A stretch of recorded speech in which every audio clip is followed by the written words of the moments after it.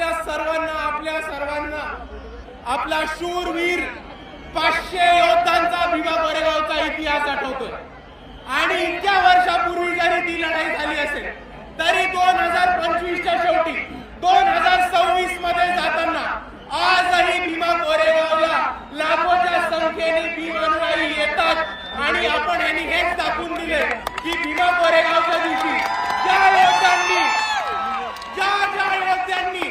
इकडे पेशवाई माती काढण्याचं काम केलं होतं त्यांना आम्ही विसरलेलो नाही आहोत मित्रांनो। आणि दुसऱ्या बाजूला ज्या 500 शूरवीरांनी इकडच्या व्यवस्थेच्या विरुद्ध, इकडच्या परिस्थितीच्या विरुद्ध आणि इकडच्या पेशवाईच्या विरुद्ध बंद उकरण्याचं काम केलं होतं त्यांना आपण अभिवादन करायला येतो।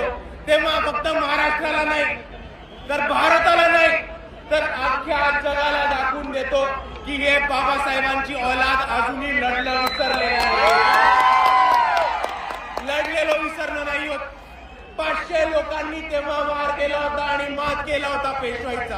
आणि आजही आपल्या सर्वांना दाखवून द्यायचंय की समोर किती मोठी परिस्थिती असेल, किती मोठी ताकद असेल तरी आज जर इकडे 500 लोक बाबासाहेबांचे अनुयायी जमले तर समोरच्याला कापल्याशिवाय राहणार नाही। ही ताकद आहे। आणि म्हणून मी आपल्या सर्वांना एवढीच विनंती करतो की आज जसं आपण भीमा कोरेगावच्या इथे अभिवादन करायला एवढ्या मोठ्या संख्येने आलो त्याच पद्धतीने आपल्याला हा शौर्याचा इतिहास आणि आपल्याला आपल्या समाजाचा लढवय्या इतिहास पुढे घेऊन प्रत्येक क्षेत्रामध्ये घेऊन जायचा आहे।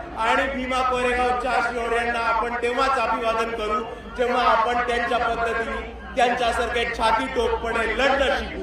एवढं म्हणून मी माझे 2 शब्द थांबवतो। आपल्या सर्वांना एकदा पुन्हा एकदा जय भीम, जय संविधान।